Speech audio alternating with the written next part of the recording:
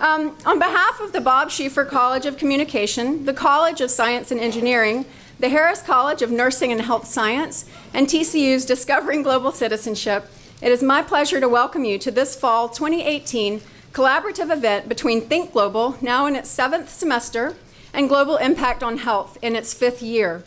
Thank you to Deans Hartman, Lockwood, and Bunton, Vice Provost Weeks, and also we want to extend a thanks to Director of International Services, John Singleton, for your support of this event.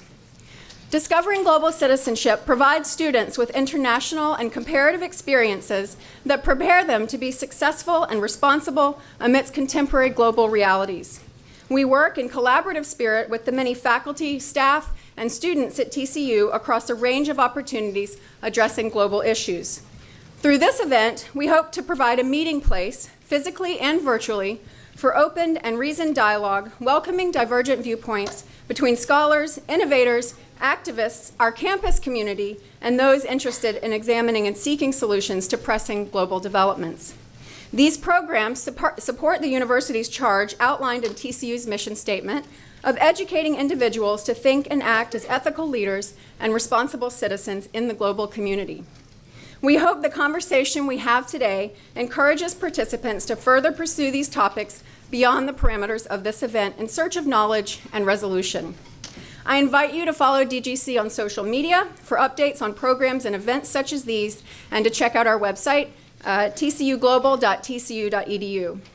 Our topic for today is mental health and communication, gender, violence, and healing. I'll turn it over to my co-conspirator, Clark Jones.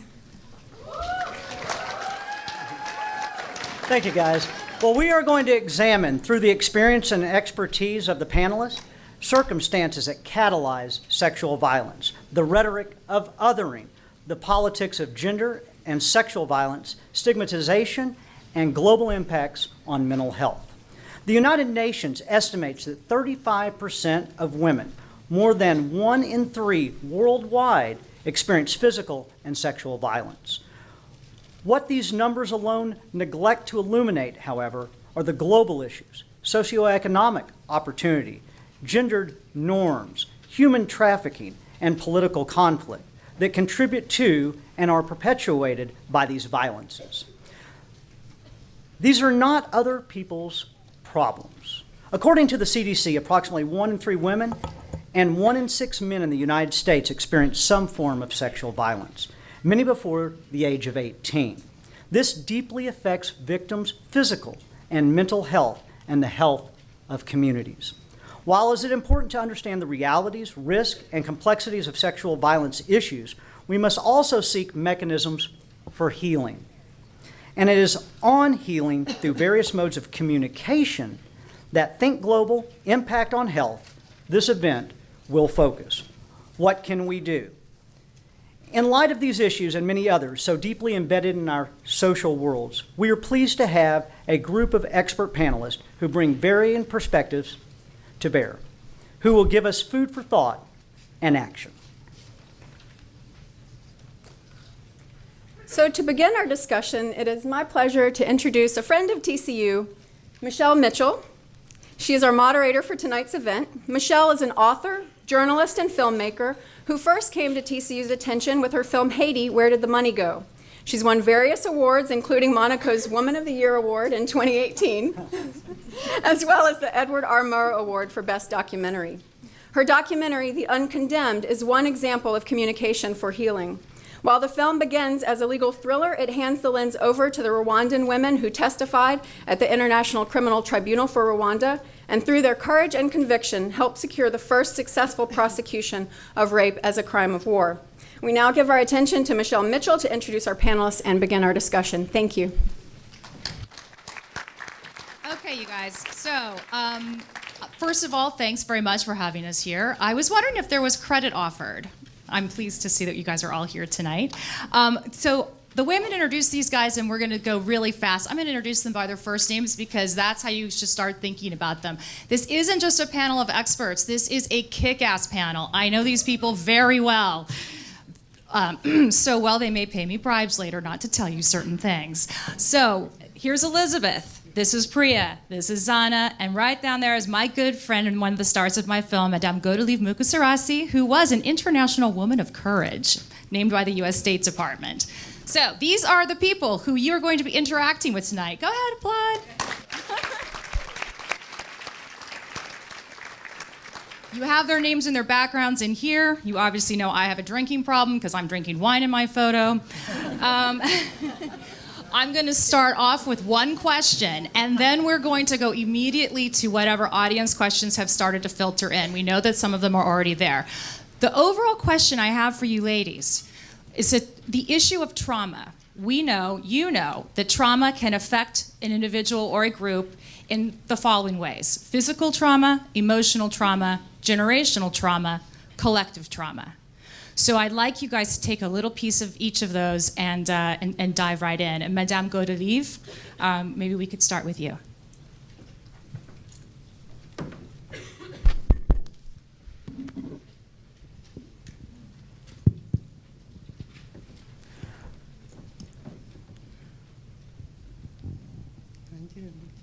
Okay.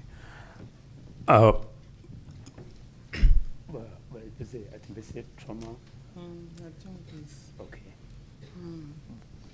I speak in language for my country because I am Francophone. I was speaking my language because I'm a Francophone. Ihungabana, nkuko Michel abivuze, ntago riguma ku muntu ku giti cye, ahubwo rigera no ku bana abyaye ndetse rigafata n'umuryango muri rusange. As Michelle said, trauma is not something easy. It's inherited to all the children and the whole family. Mu Rwanda habaye jenoside yakorewe abatutsi mu 1994. Abantu barenga miliyoni barapfa, abandi barahunga, bituma ko igihugu gisigara kirimo abaturage bagizwe ahanini n'abagore. 70% by'abari basigaye mu gihugu bari abagore, basigara ari abagore bahungabanye. In 1994, there was genocide in Rwanda, but all this brought all this trauma to the country, and many of those who were genocide perpetrators fled the country, and 70% of those who were left in the country, 70% were women. Bari bafite umubabaro ndengakamere. Uwo mubabaro ndengakamere wagaragariraga uko bigungaga, bakarira, bagahora barwaye, akumva ko isi yamuguye hejuru, nta gikorwa cy'iterambere ashobora kujyamo. These women were so traumatized, they were so lonely. Some of the characters that were noticed that they were lonely, they used to cry all the time, and they were sickly. They thought they could not do anything. Kubera ko bamwe muri aba bagore, kuko imibare igaragaza ko havutse abagore basamye inda batewe n'interahamwe akavuka abana bageze ku 3,000.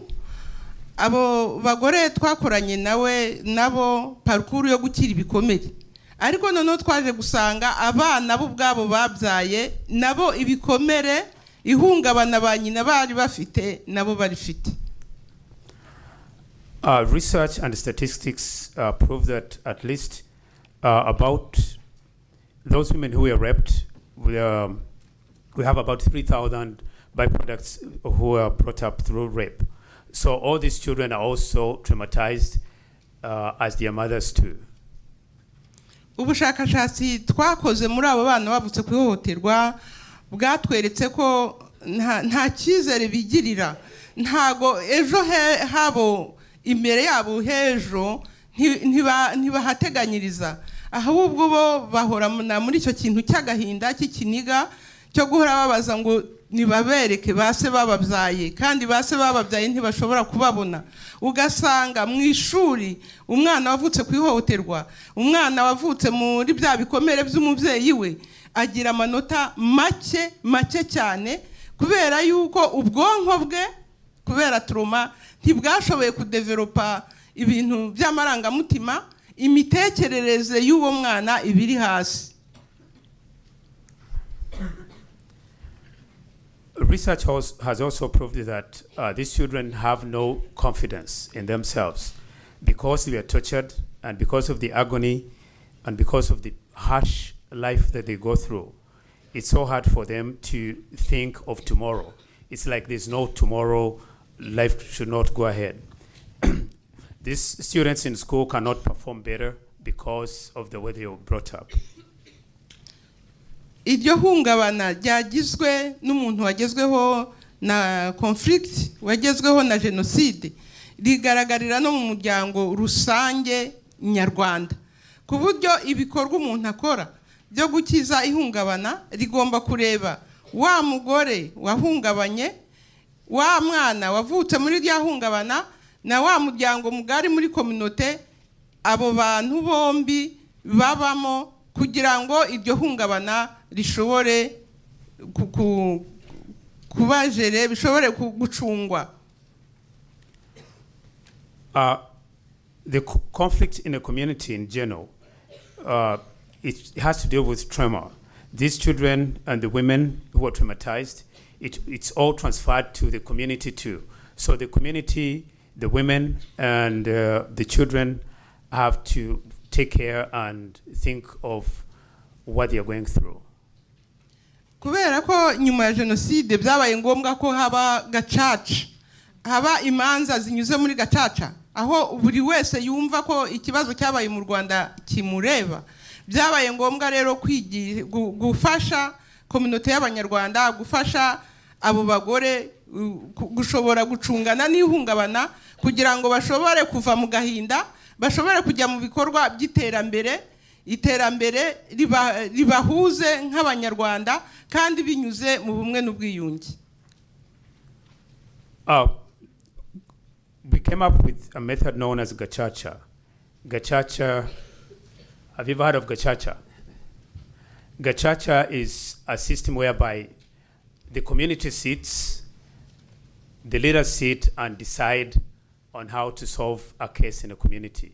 But this happened in that at least there's law and order in a community and think of the future and development. Kugira ngo hashobore kuba ubudahanwa, abagore bahagurikizwaga kujya kuvuga ibyababayeho, kuntu bakorewe bakorewe viole, bafashwe ku ngufu, bagasambanywa ku ngufu n'interahamwe. Ntago bari bushobore kujya guhagarara imbere y'urukiko ngo bahangane n'abacamanza kandi bagihungabanye. Byabaye ngombwa rero ko tubanza tukabakiza iryo hungabana.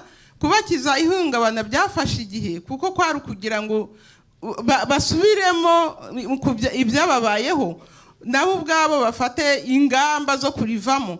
Kuva mu ihungabana bisaba gukoresha uburyo bwinshi, ko wicaza abantu bahuje ikibazo bakabiganiraho, bagafata ingamba zo kugira ngo bongere babeho badakangaranwa n'ibyababayeho, ko uzanamo izindi approach nko kubyina, nko kuririmba, kugira ngo nabo ubwabo bya bindi byari biri ku mutima bisohoke, bagire imbaraga, bagire imitekerereze mishyashya. Kandi ntufate wa muntu umwe gusa wagezweho na genocide, ahubwo ugafata umuryango mugari ugizwe n'abagore nyine batuye u Rwanda, n'abagabo n'abana, kugira ngo ibe gahunda rero nyayo. Nuko politiki y'igihugu cyacu cy'u Rwanda yashyizeho politiki yitwa Ndi Umunyarwanda, aho buri wese atiyumvamo ubwoko bw'umuhutu cyangwa bw'umututsi, ahubwo akiyumvamo ko ari wa munyarwanda ugiye kubaka igihugu. Kandi ntushobora kubaka igihugu, ntushobora kubaka urugo rwawe, ntushobora kwiyubaka ku giti cyawe igihe cyose ugihungabanye. Niyo mpamvu rero gahunda zo gukira ibikomere twazikoze mu rwego, ndavuga mu rwego rwanjye nka Sevota. nkakorana n'abo bagore, nkakorana n'urwo rubyiruko, nkakorana n'abagabo kugira ngo tugire ubuzima bwiza, dutangire bushyashya gukora kugira ngo tugire ibikorwa bizamura urugo, bizamura umuryango mugari. Women were given chances at least to come and speak out, but it was so hard for them to come and speak out during that time because they were still traumatized. And because of our culture, it's kind of really hard to get out there and talk about how you're raped. So we came up with an idea of at least having counseling, group discussions, and we came also with an approach whereby at least we would use singing and dancing as a method of relieving the pain and the agony that they had. We also, through singing and dance, women were also empowered. It gave them a chance to speak out. And women and children all put together, and men in the community, not only those who were affected by genocide only, but all of them were put together to come and find a solution as in a collective way. And then we should think forward on how to work economically to develop our country. Iyo gahunda y'ubumwe n'ubwiyunge yinjiza muri programu uburyo bwo gukira ibikomere hakoreshejwe imbyino, hakoreshejwe izo nama nyungurana bitekerezo. Ni gahunda abantu bahuriraho bagasubira ku isoko y'umuco, bakareba mpamvu ki jenoside yakorewe abatutsi yabaye, bagafata ingamba zo kwiyubaka bushya. Ariko nanone iyo gahunda ntishobora kugerwaho hatabayeho ubufatanye n'imiryango mpuzamahanga, hatabayeho ubufatanye n'abantu banyuranye bafite ubunararibonye, bafite expertise iyo kudufasha twebwe nka Sevota ntitwari ubishobore hatabayeho abandi bantu baturutse hanze, baturutse muri droit international, baturutse bafite ubumenyi bwa healing trauma. Ibyo byose baraduhuguraga, natwe bagaje baduhaye, ubumenyi baduhaye tukabushyira mu gufasha abo bagore, abo bana, abo bagabo, urwo rubyiruko kugira ngo bose bafate ingamba zo kongera kubaho mu buryo bushya buvuguruye.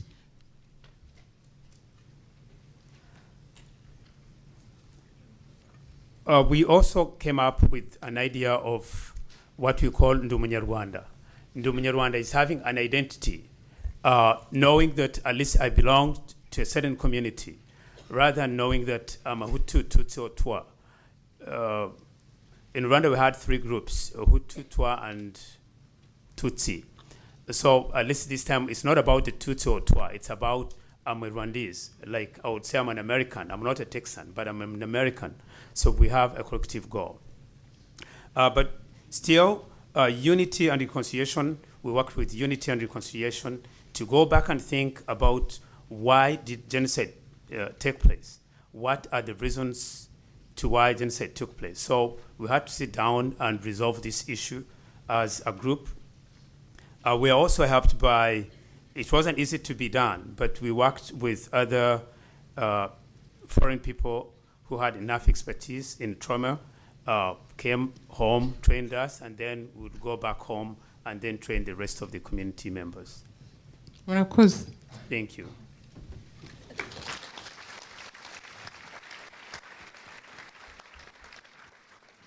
Zana, I'm wondering if you could go next, since you are a survivor of the war in Bosnia, and also you took that experience and integrated the ideas of culture and art as a way of healing collective trauma.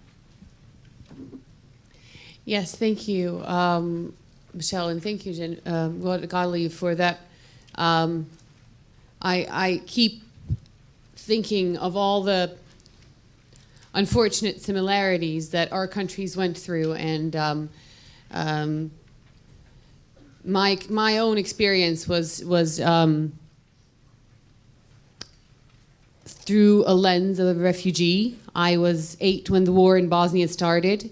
I had a normal life, normal house, normal friends, normal everything, and then overnight all of that was taken away. Men with guns came and said, you either leave or you will not survive. So my mother and I were lucky enough to have escaped, and we first stopped in Slovenia, which is the closest and safest country at the time to Bosnia. And as an 8-year-old child, for the first time, I felt what it means to be the other. I was refused education because I was Bosnian. And then I wondered, would I be refused education if I was Italian or French or American? Or was it just a thing about being Bosnian?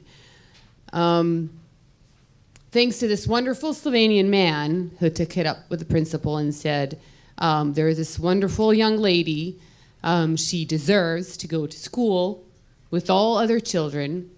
I ended up going to that very school, which at first refused me. But thinking about the experience, I think of all those refugee Bosnian children who could not go to school in Slovenia for 2 more years until a school opened up in a Bosnian camp, an refugee camp. And eventually, I think only a year later was shut down because it was terrible and low quality and wasn't organized. And in the end, all the Bosnian children went to school with Slovenian children, and it was never talked about again. And I always like to compare this experience to our time that we spent in New York, where I grew up, and where, unlike in Slovenia, I attended a regular school. I attended a great school. I went to the Fame School, to LaGuardia High School in New York. And my mom, unlike in Slovenia, was allowed to do her job, was allowed to work, and became or continued her work as an architect and engineer. So going back to where I came from, going back to Bosnia when I was 18, I didn't really fully realize why I went back.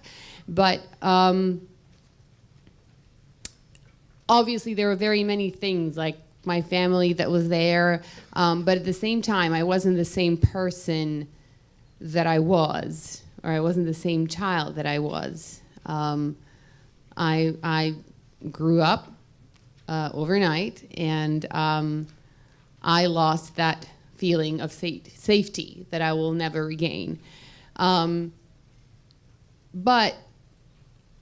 when I moved that, and I apologize to those that I've told this story to today already in class, everyone, when I was moving from New York to Sarajevo, everyone said, you want to be an actress? You go to LA, if anywhere from New York. You don't go to Sarajevo, or however you spell it. And I said, it's okay. I believed, and eventually it did happen. You find your way no matter where you are, and no matter what you do, and no matter who you are. So I like to say Hollywood found me. Angelina Jolie decided to direct a film about the Bosnian War called In the Land of Blood and Honey, which she also wrote. And it was the first time, it was her directorial debut, so it was the first film she directed. And she chose me to play the lead character of the film.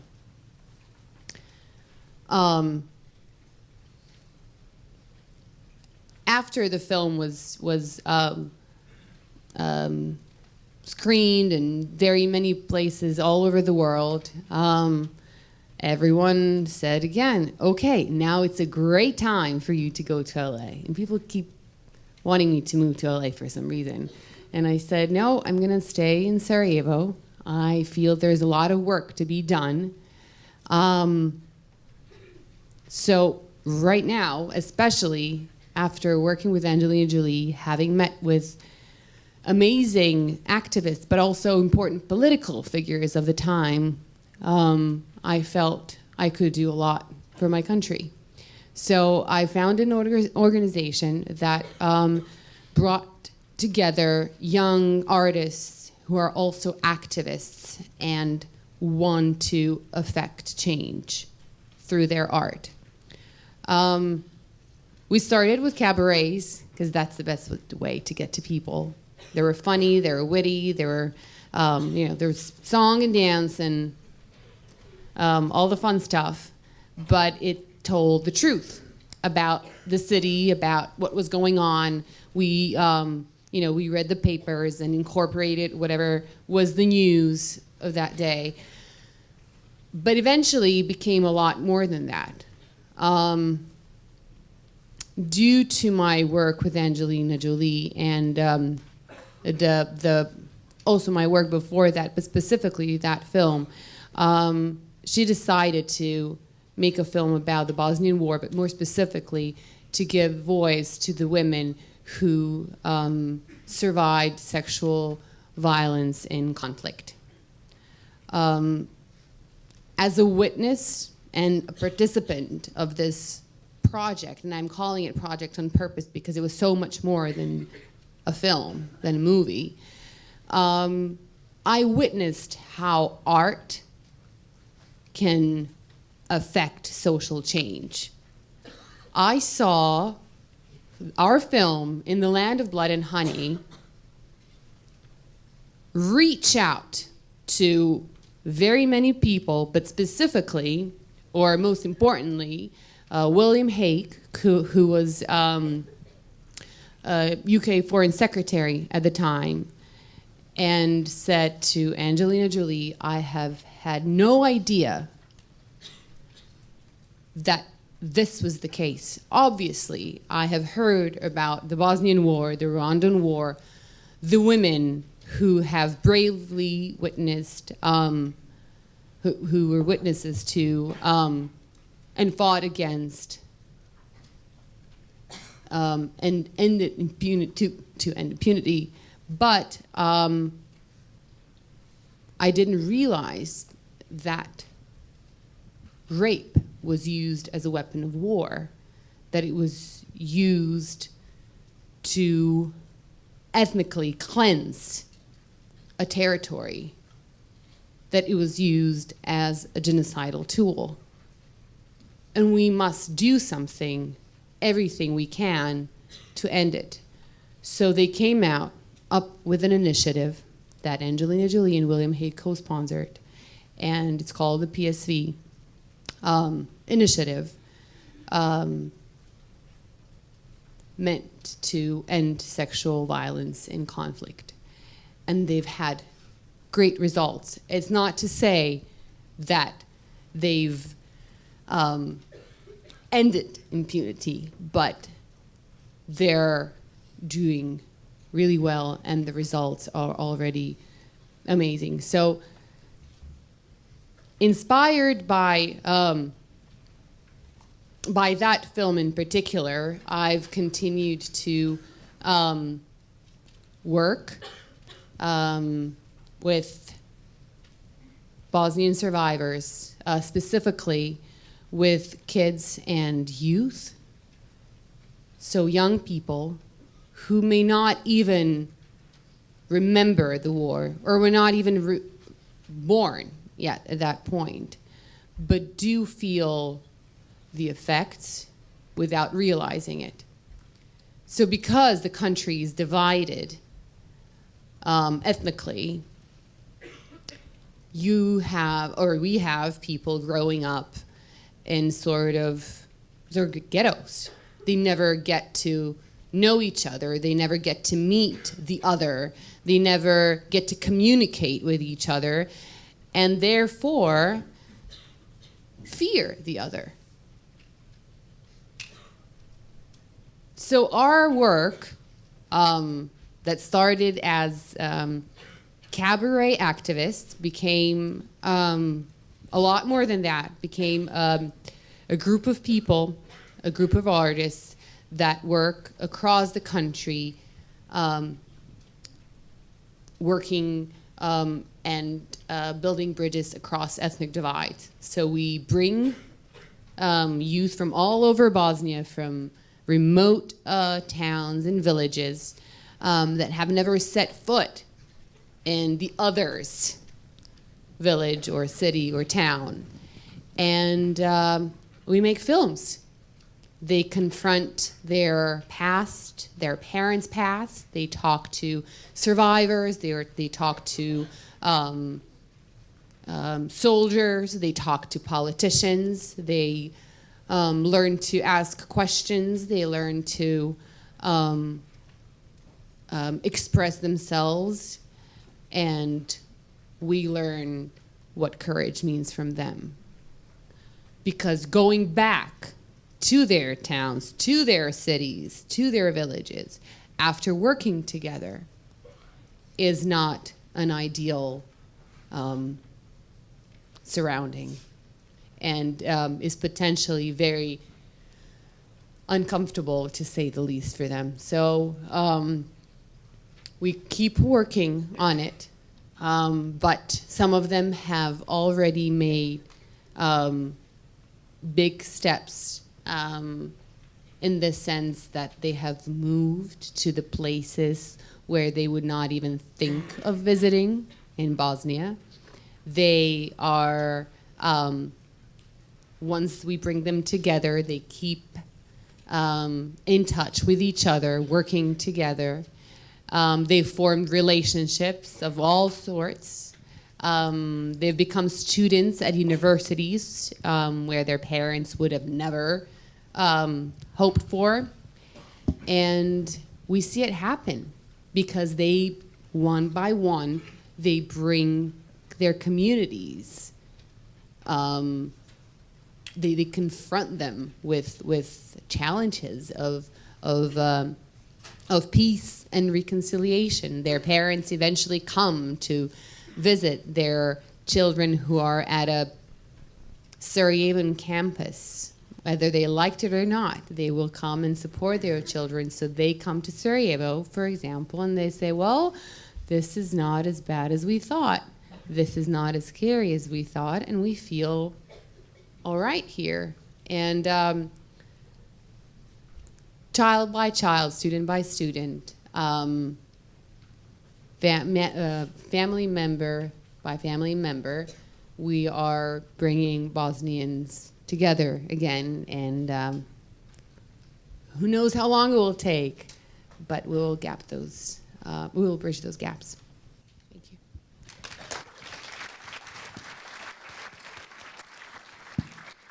So, Priya, I'm hoping that you can address this emotional trauma. You've done a lot of work in this area. You've had experience both internationally and domestically, and we were talking a little bit earlier about no matter where you've been with it, that there is a stigma attached to sorting through it. So I'm hoping you can address that.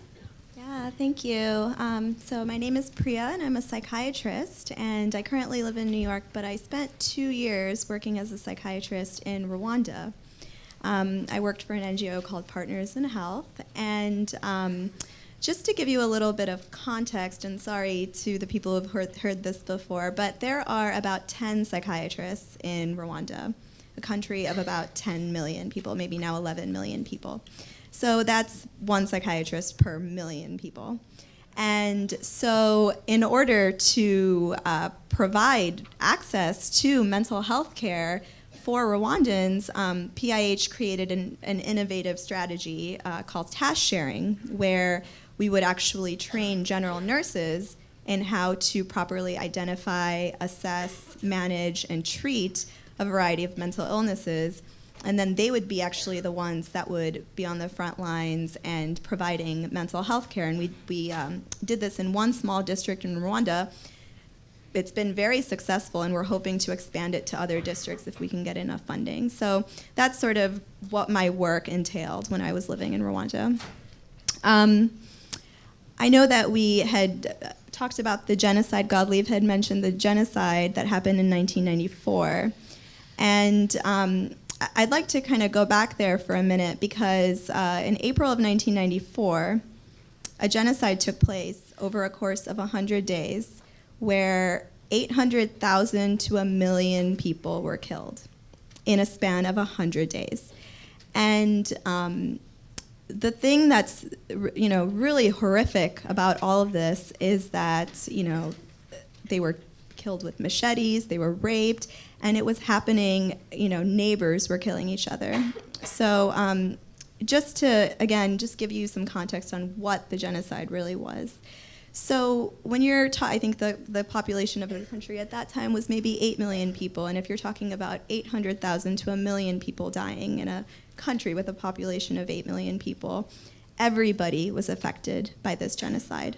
Everybody. So everybody had a parent, a sibling, family member, friend that was killed or affected by this genocide. And so there was a term that was created for this, and in my work in Rwanda, I definitely saw it, and it's called collective trauma, and it's basically when a trauma occurs in a place like this, and it happens to everybody in that country or everybody in that place. And it's such a interesting phenomenon because, of course, they're deeply, deeply traumatized by these events, but it's almost like a reset button is hit in some ways, and it almost becomes the new normal, and they all experience this collective trauma together. And so in my work there, I definitely saw people who had been through the genocide and had experienced a lot of horrific things from the genocide, and did present with some symptoms of post-traumatic stress disorder, post-traumatic stress injury, however you want to call it. But it wasn't really quite as pronounced, I would say, as some of the people with PTSD that I've seen in the States or practicing in other parts of the world. And I always found that to be just a really interesting phenomenon. Another topic that I wanted to touch on is vicarious trauma, and that's something that a lot of research is being done on this, and it can happen with people who work very closely with people who have been through trauma. So actually this can happen with a lot of healthcare providers who work very closely with trauma survivors, and they actually begin to re-experience the trauma on their own and begin to develop some of the symptoms of PTSD, and that's something that is, a lot of people have been known to experience this working in these conflict-ridden countries, war-torn countries, and countries with a lot of trauma. I don't know if there's anything else you wanted me to talk about. Well, and just as this whole panel knows that I was diagnosed with PTSD working on the film. So vicarious trauma, for those of you who are at the School of Journalism, if this is something you want to cover, there are finally some studies being done to start tackling how healthcare providers and journalists and others who are in constant contact with this have ways of doing their job, but not losing their mind, basically. So, Elizabeth, I'm hoping you have extensive experience dealing with the physical impact of trauma. So that is your piece. Oh, goody.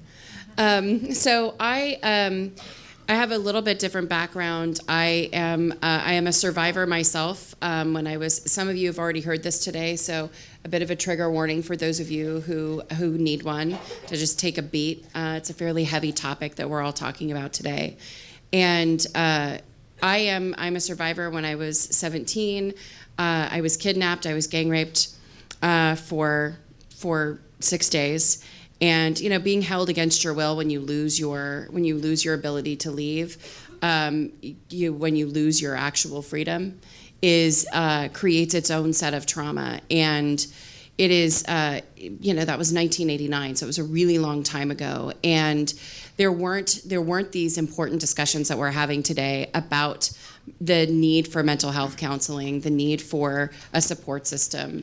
And it really was an event that set my career into motion. And it may seem strange to say this, but I'm so profoundly grateful for the fact that I had parents and access. I'm a white girl from Georgia who had parents who were married, an intact family, and the ability to go get psychosocial care, to have a career, to have access to education, to have all of these really good things. And my parents always impressed upon me that that your pain and trauma are not a competition, but they're also something serious you have to manage and take control of your own experience.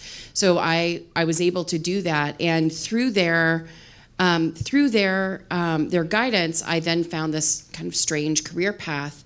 And but I'm so grateful for it. You know, I hear a lot in this space. People are like, "Oh, you're so much stronger than I am." You know, there's not a competition for how you heal.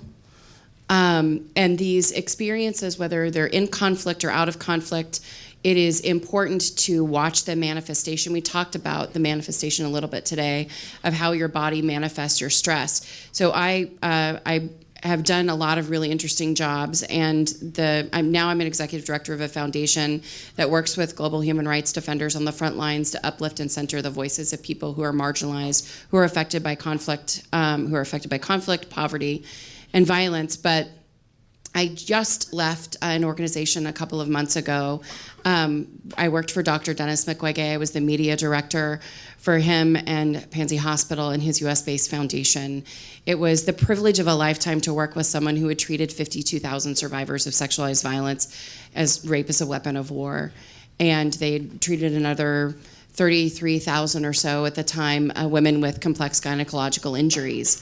And when you do that work every day and you're reading fistula reports and you're analyzing the statistics and deciding along with a psychosocial team and caregivers on the ground, how do we do this? So it's like, how do we do that work? You do have to be mindful of vicarious trauma. And as a result of that, you know, I've been really lucky to be with good trauma-informed psychosocial workers my whole career.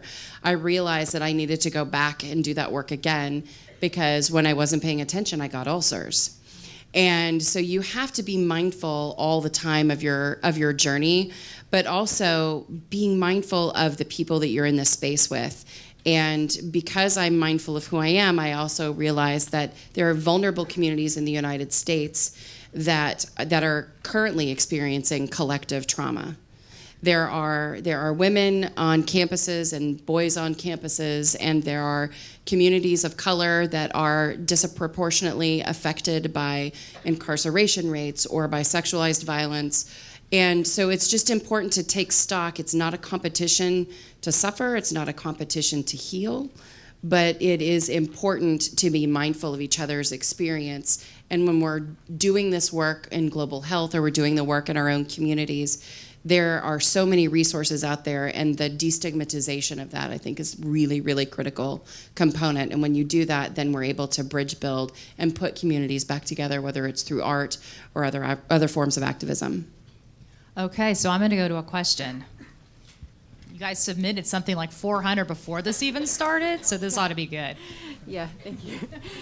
Yes, we have a lot of wonderful, very thoughtful questions, so we appreciate that. I'm going to introduce a question from TCU student Delaney Hughes. And Delaney, I don't know where you are, but I hope you won't mind. I'm going to paraphrase slightly. But given what we've all learned now about your stories and what has brought you to this moment, can you talk to us a little bit about what is one topic that you think stands out to you, in which you believe our generation, so our students, should be more educated about and aware of? And then I'd like to add on to that, perhaps, what do they need to know or begin to understand now to start that journey for educating themselves? Priya, why don't we go to you first? So we briefly touched upon stigma, and we touched upon mental health awareness, and these are definitely issues overseas and in developing countries, but I will say it's not unique to developing countries. I will say even in our country, there remains a lot of stigma around mental illness, and there remains a lot of lack of awareness of what mental illness is and how to manage mental illness. So I think in this generation, in your generation, for you all to be aware of this gap in our healthcare system and to be advocates for each other and for people with mental illness, and to reduce the stigma of people needing mental health care. I mean, it still is just so alarming to me how there are so many private insurance plans that don't even include mental health care in their insurance, which is just, it doesn't make any sense. It's asinine. But to some people, mental health care is not fully integrated into the medical care system. So I think that we can go on and on about stigma in other countries, but I think that we have to kind of start home first as well. And now I live in New York City, which is obviously a pretty cosmopolitan, progressive city, but I'm still shocked by the lack of access that vulnerable populations, homeless, uninsured people have to mental health care, and how it's still severely stigmatized for someone to have a mental illness and be homeless. So those are going to be my 2 points: the advocacy, the awareness, and the destigmatization. Zana, you and I were talking earlier about in terms of things for people to watch out for. So I don't know if this would be what you would shout out, but I think I know what you're going to say. I told you I knew them. Yeah. So. You do, just as I was thinking it. Words, right? To me, they're words. Words are not only words. Words have meaning. Words have express feelings, express goals, desires. They're not just words.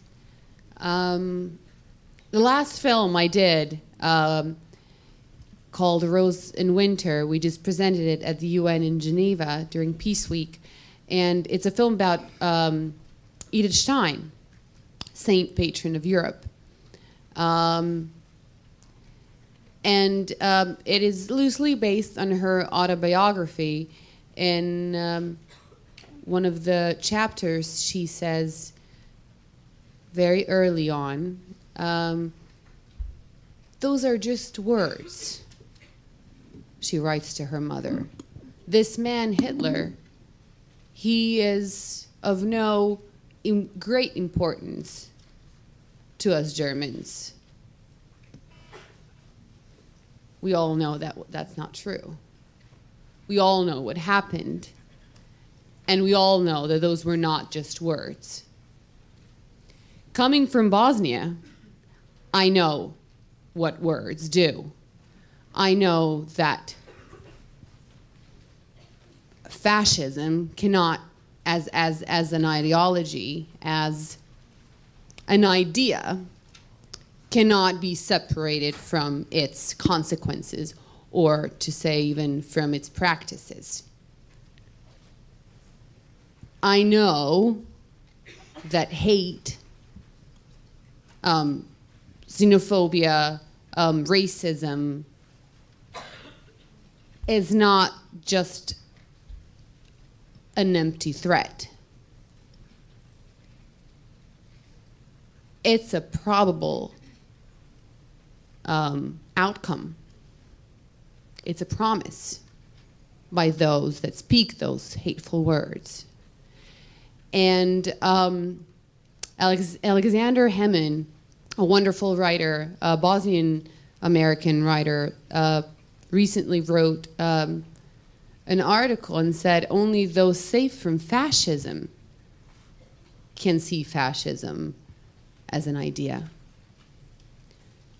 For us who were immigrants, or for his wife who is African American, we are afraid of what those words bring to us tomorrow. So words are just not simply words. And I think this is something that we must all be aware of. What words mean, what words promise, is something that we should be mindful of.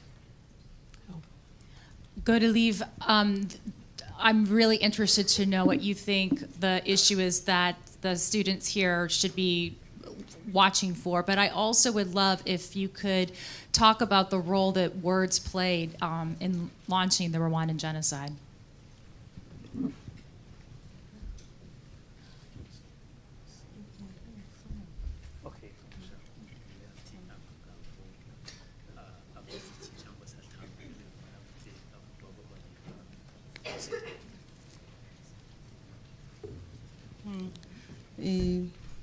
ntabwo biba byoroshye kuko igihugu kibayemo jenoside gihungabanya uwo ari we wese, gihungabanya abakuru, kigahungabanya n'abatoya. ni ngombwa rero ko igihugu cyabayemo conflict abantu baba bagomba kwicara bagasubira mu cyateye ayo makimbirane, bagafata rero n'ingamba zo kuyavamo. Iki nanone ni uko umuntu wese ugize ikibazo, cyane cyane ikibazo cy'ihohoterwa, atagomba kubicicika, ahubwo agomba kubivuga kugira ngo ibibi byamubayemo bimusohokemo kuko bihora bikugaruka mu bwenge, bihora bikugaruka mu mutima, ku buryo udashobora kugira icyo wigezaho igihe cyose ubicecekte. Ni ngombwa rero ko mu bihugu bibayemo intambara, bibayemo amakimbirane, bibayemo jenoside, leta ubwayo iba igomba kugira ubushake bwo guhuza abanyagihugu, igahuza abanyagihugu kugira ngo bo ubwabo bishakire ibisubizo byo kugira ngo bongere babeho, kandi bagakora ibishoboka byose kugira ngo ibyo bibi n'ibyabiteye bitazongera. Akaba gahunda zisobanutse aho buri wese yibona nk'umunyagihugu ufite umugambi mwiza wo kubaka igihugu, bitaretse rero n'urubyiruko, kuko urubyiruko aba ari rwo ejo ruzaba ruyobora igihugu. Urubyiruko narwo hakaba inclusion y'urubyiruko muri gahunda zose zo kugira ngo amakimbirane aba mu gihugu kiniki, amakimbirane yabaye mu Rwanda, nabo babigira ibyabo, binajye muri za curriculum, nabyo babyige nk'amasomo kugira ngo haboneke imiti y'igihe kirekire, ibisubizo by'igihe kirekire byo gukiza ayo makimbirane, cyangwa se byo gukira ayo mahungabana aba yatewe n'amakimbirane yabaye mu gihugu iki n'iki. Ni nako u Rwanda rwabigenje.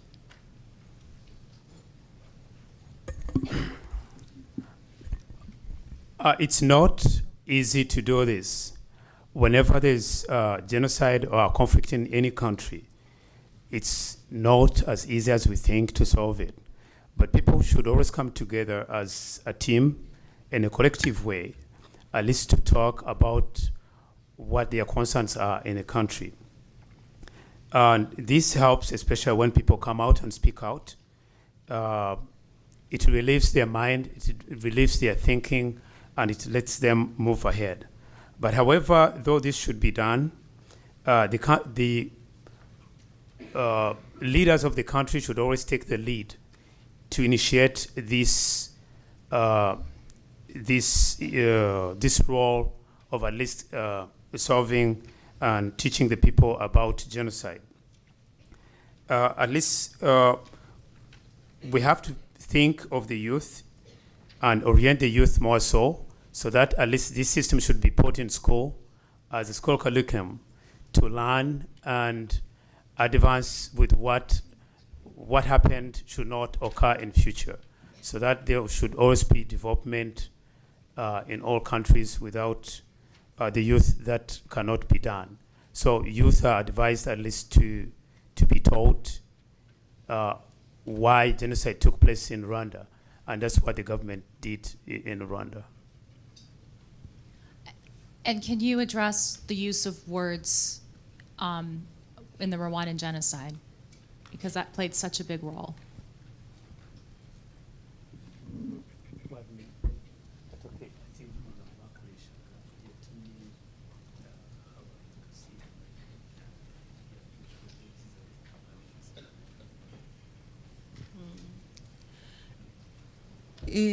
Habaye ko haba abanyamakuru muri radiyo ya Kangura yahagurukirizaga abahutu kwica abatutsi, bageza n'aho bahimba amazina abicwaga bavuga ni Inyenzi, ni inzoka ni iki ubundi nko muri iyo radiyo bagakangurira abahutu kwica abatutsi bababwira ati mugire vuba batabatanga. Ayo magambo rero mabi kwitirirwa amazina atari ay'umuntu, ayo nayo ni kimwe mu gikorogoshora ubwonko bw'umuntu akaba ikintu aho kuba umuntu. Bivuga rero ko nyuma y'uko jenoside irangira habaye gahunda yo gusubira muri ibyo byo ko by'ayo magambo mabi yatangwaga, haba na gahunda yo gusaba imbabazi.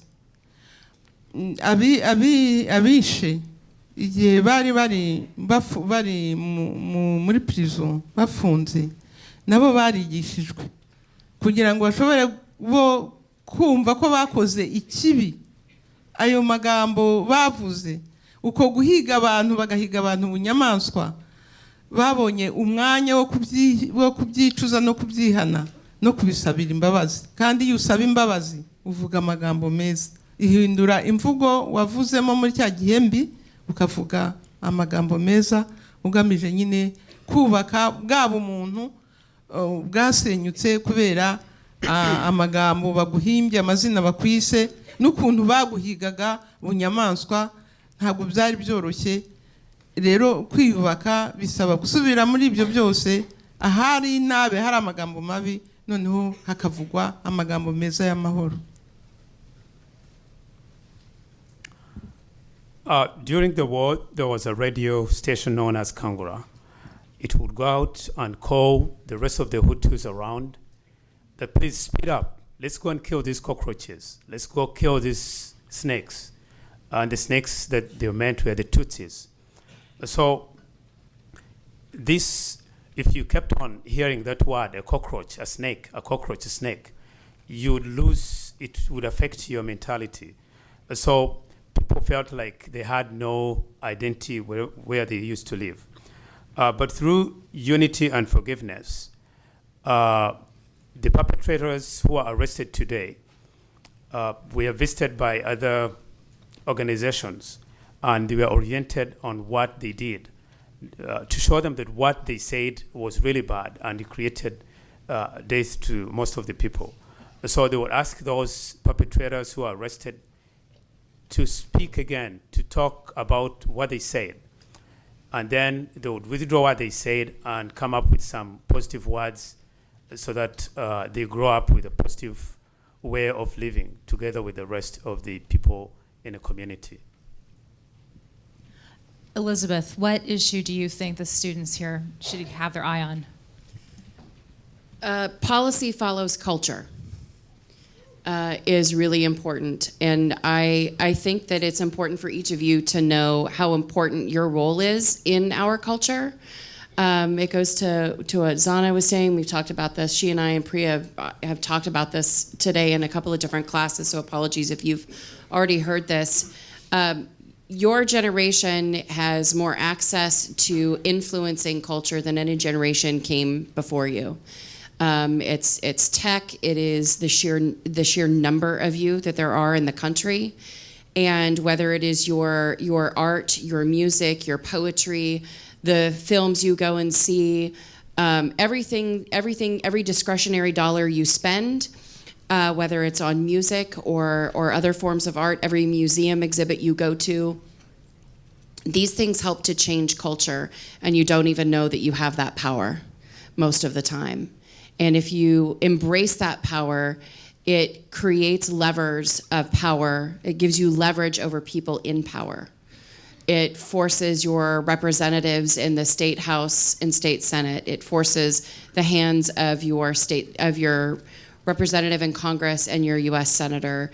It helps you to influence when a major issue happens, whether it's here or just generally in the country.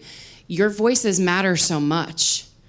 And the sheer volume, it's not just your vote, it is how you interact with the generations that came before you.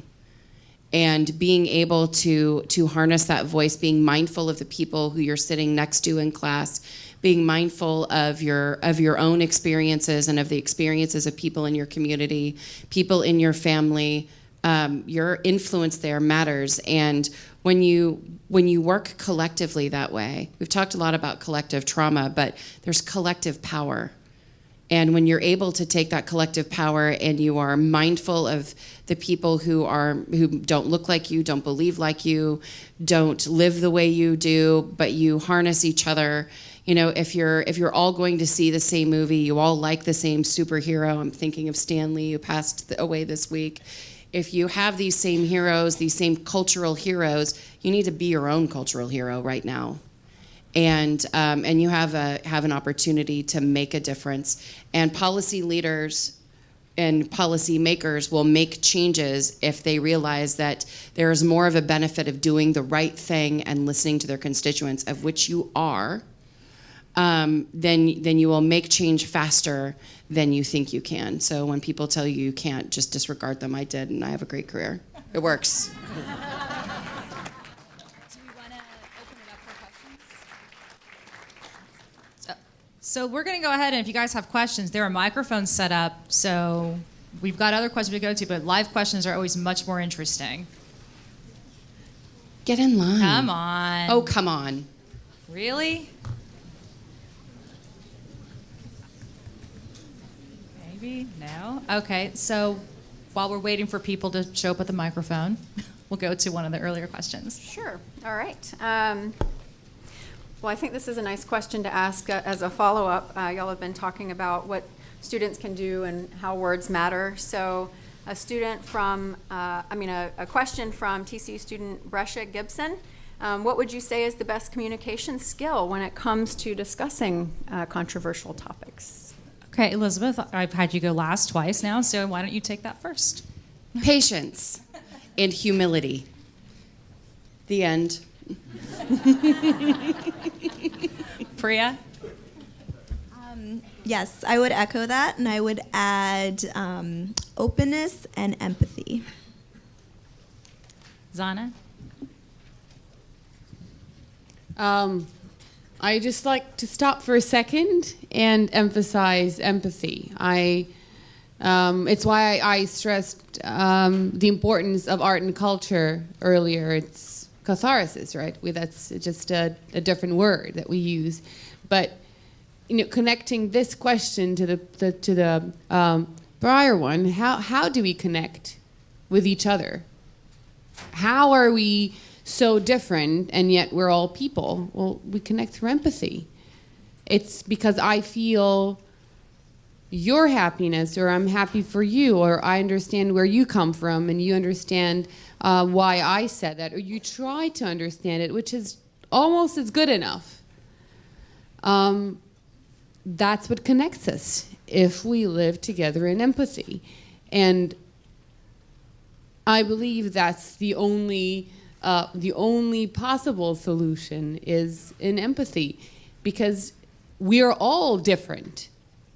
Even if we like to say we belong to this or that group, and find the things that connects us, which is our nature, and it's normal that we do, it's good that we do. There are also very many things that each one of us is composed of.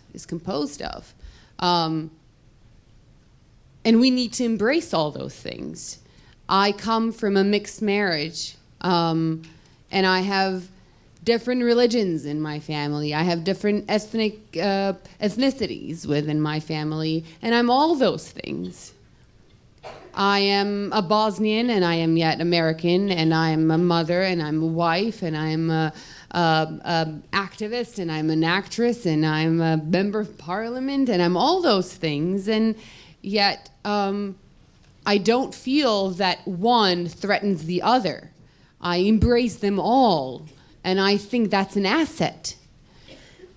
If, though, at some point we feel that either one of those identities is unwanted, that we should deny ourselves, annul that one, I believe that's where the problem starts. Because we are what we are. And if we try to change that, if we try to say that that identity I don't like, and therefore I will cross it out, there is a great potential that I will create space for hatred towards all those that have that same identity or belong to that, or that fully or partially. So I know we can all think of all those different things that we're proud of, and I believe that choosing only one, denying others, is potentially very dangerous. So let's embrace each other. Let's embrace everything that we are, and through empathy, understand ourselves and then each other. Good, Elif? Nge ndababwira mbakomeza nkababwira nti komera mwiza wanjye, komera mwiza wanjye, ubuzima burakomeje, iyubake wubake abo mubana kugira ngo udaheranwa n'agahinda, ahubwo ubeho kandi ubeho neza.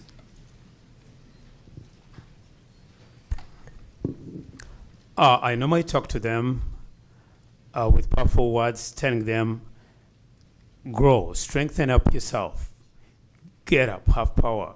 You are the best. You have a chance or chances to be better. Don't think of the past, think of the future. You have a question? Yes, a live question. All right. Here we go. All right, so my question is to everybody, that especially since the organizations y'all do deal with a lot of sexual violence and stuff like that for most of you. So I'm a survivor too of sexual violence as a child and going through many other things, but I'm in the process of becoming a nurse and I want to go into be able to help people, but I was wondering what's y'all's view on being a male and helping out with women of sexual violence, or even children and men as well? Well, first of all, before they start answering, that was really brave, and all of us have dealt with male survivors of sexual violence, so you're not the only one. There are a lot out there that just don't talk about it. So, by the way, you could just as easily be treating a guy as a woman. So, Elizabeth, you have you deal with all this in hospitals quite frequently. So, Sure. I think that we've talked about this in some of the classes today too. It's so important to recognize that while you have these statistics that say that 1 in 3 women will be a survivor of sexual violence at some point in her life. That's true, but 1 in 6 men will too. And every survivor is one survivor too many when it comes to the occurrence in and of itself. In that medical environment, it's so important. I'm so lucky in my own healing pathway since 1989. The best thing that ever could have happened was to have an empathetic man in my life. There was a really interesting question in one of the classes today about, well, but do you guys hate all men? And are all men this, or no, any more than all women or something, or any group is all anything. Everybody brings something, that's diverse in their own universe. Everybody has different pieces of themselves that they identify with, and so it's just one thing. But that empathy and the care that you can put in as a care provider, whether you're a man or you're a woman or you identify anyway, it's important to have more voices in that treatment pathway, because everybody heals differently. Everybody experiences their healing pathway in a different way.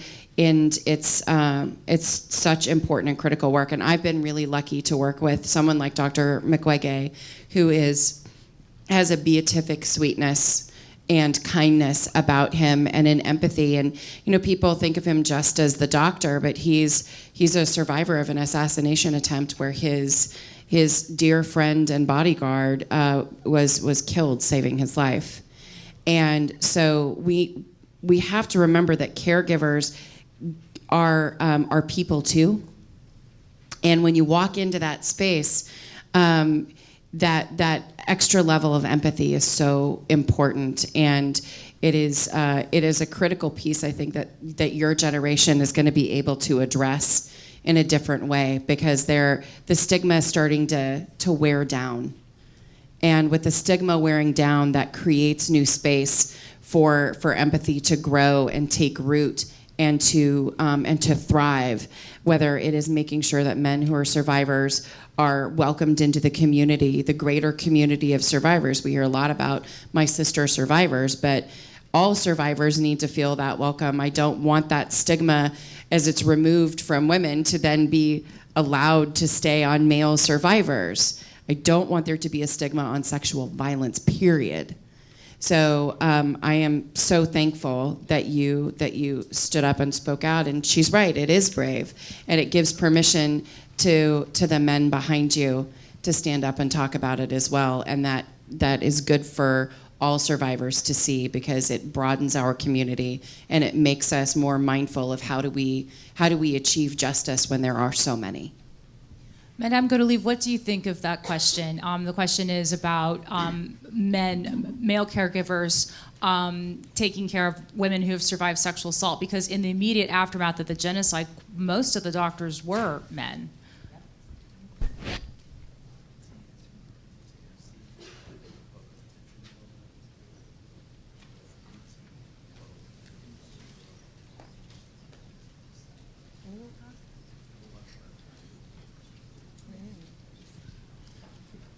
icyo nabivugaho, ntabwo byari byoroheye abagore bafashwe ku ngufu kwivuza ku bagabo, nk'uko n'ubundi bitari byoroheye abagore kujya nko mu bucamanza ubwira abagabo ibyakubayeho.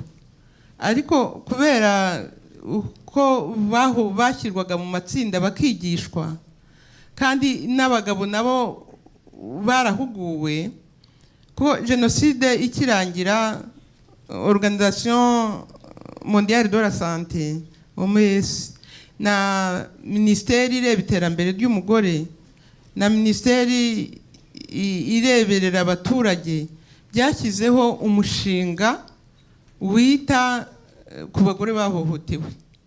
Uwo mushinga wari ugamije guhugurira abagabo n'ubundi bakoraga mu rwego rw'ubuvuzi no mu rwego rw'ubucamanza, kugira ngo abagabo bagire ubundi buryo bwo gukominika, kuvugisha abagore, babe n'ubundi buryo bwo kubakira.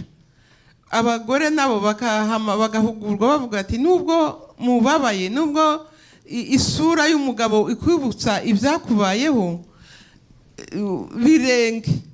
Bagombaga rero kubanza gutegurwa n'abagore bagenzi babo, kugira ngo agereyo yo gufata wa mugabo nk'umuntu uhohotera, ahubwo afate wa mugabo nk'umuntu uje kumufasha.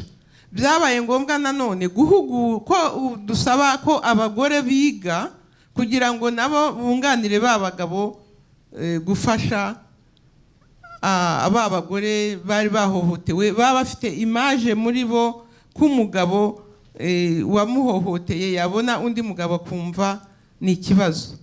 Usibye icyo, nagira n'icyo mbwira uriya mugenzi wacu ubajije. Ubundi iyo wahohotewe, natwe niko byagiye bigenda, wiha intego, ureba ejo heza hazaza, ukabana n'ihohoterwa mu mahoro, ugafata ikintu wafata cy'ubudaheranwa, resilience. Icyo igihe wibutse ko wahohotewe ukacyitabaza, gishobora kuba ari indirimbo, ari imbyino, ari umukino uyu n'uyu, ariko ntuhore uri mu bitekerezo ngo warahohotewe. Ni nabyo tubwira n'abo bagore bagiye kwivuza ku bagabo, cyangwa bagiye kwivuza ku basore, cyangwa umukansera ari umuhungu cyangwa ari umugabo, ko agomba gufata uwo mugabo nk'umuntu ugiye kumufasha, atari umuntu ugiye kumuhohotera. Arabimenyera akumva ntacyo bitwaye. Ngewe mu bagore bo muri Sevota, abagore bahohotewe, hari abasore banganaga n'uriya, bari bavuze bati ubwo wowe ugira akazi kenshi reka tuzaze tugufashe. Bazaga ari abasore 6 n'umukobwa umwe. Icyo gihe narabanzaga nkicaza abagore nkababwira nti bariya nubwo mubona ari abahungu, bo bafite umurimo ukomeye wo kubafasha. Nimurebe ngo nuko ari abahungu uko mwahohotewe n'abahungu, ahubwo murebe ineza baje kubagirira. Kuko ahabaye inabi hashobora kuba ineza iyo umuntu abyitwayemo neza, cyane cyane mu mvugo ukoresha, mu buryo bwo kwakira umuntu. Keya uha umuntu, ntago arahinduka ntarebe ngo uriya n'igitsina iki n'iki, ngo uriya byagenze gute. Ari ibyo ntago abantu bajya bicarana nabo badahuje igitsina, cyane cyane iyo wahohotewe. Ariko kubera ko ari ikintu wihingamo ku munsi, ugasaba imbaraga, ugashaka n'imbaraga, ugakora imyitozo, bituma na wa muntu w'igitsina cyaguhohoteye nawe umwitwaraho, kandi ukagira bwa buzima bwiza, kuko we abikora nk'umurimo, kandi umurimo yigiye.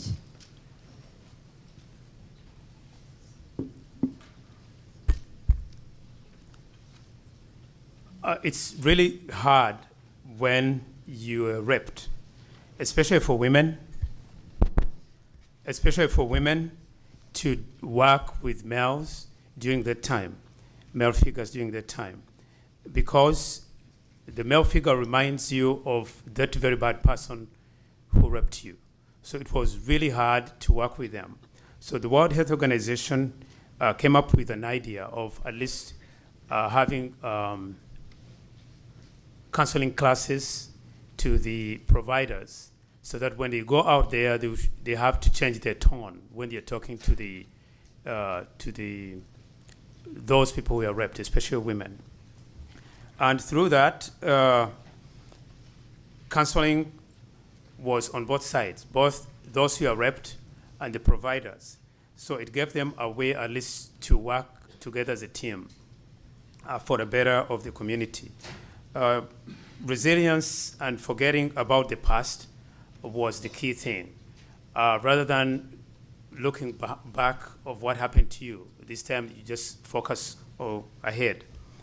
According to our friend, what he said, it's also very important, but you should also focus not on what happened to you, but grow up in mind, think positive, and then everything will be fine.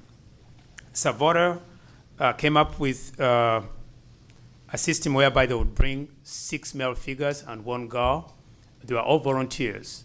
So they came to our association, and these women would just see these young boys, and they were so afraid, or they didn't feel like being close to these young male figures.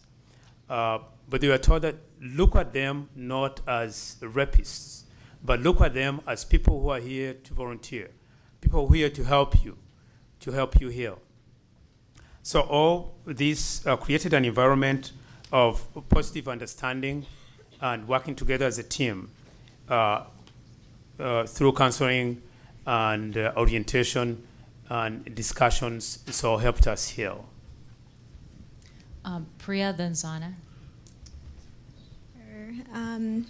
Thank you so much for sharing. I don't really have a whole lot to add, except that you will bring a unique empathy and thoughtfulness to your profession with the experience that you've had, and we need people who are empathetic and thoughtful and open in the field of nursing. And I don't have any specific, words of advice on working with women in this context, except to just be as open as possible and understanding as possible if a woman feels uncomfortable.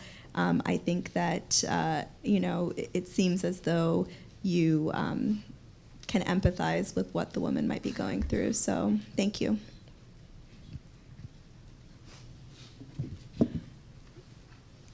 Well, something that we haven't touched upon tonight is that survivor's guilt, right? Why did I make it through and the others didn't? Why was I lucky to have escaped with my mother and my husband stayed in besieged city with no electricity, no water, and lost his father.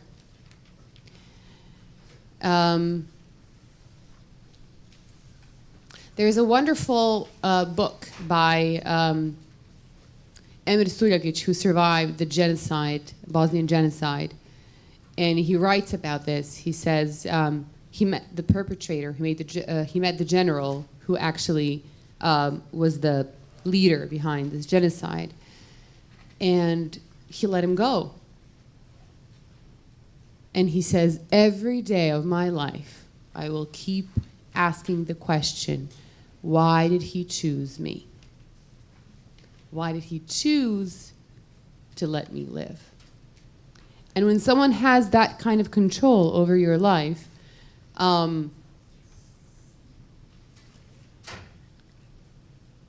you never forget that. And you never really fully forget and recover from that experience, I believe. In the sense that I feel we have a responsibility to make that life we were given worthwhile. That's the responsibility of every survivor when you're given that life, when you're given that second chance. And that's always present with us. And the best we can do is serve it. So good luck. Well, I like the fact that she used the phrase, make that life worthwhile. I think that's a great way for us to wrap up tonight. So go forth, change things. I hope you learned something. I hope this was time well spent. It's your most valuable asset. Thank you to all of you for traveling, to being here.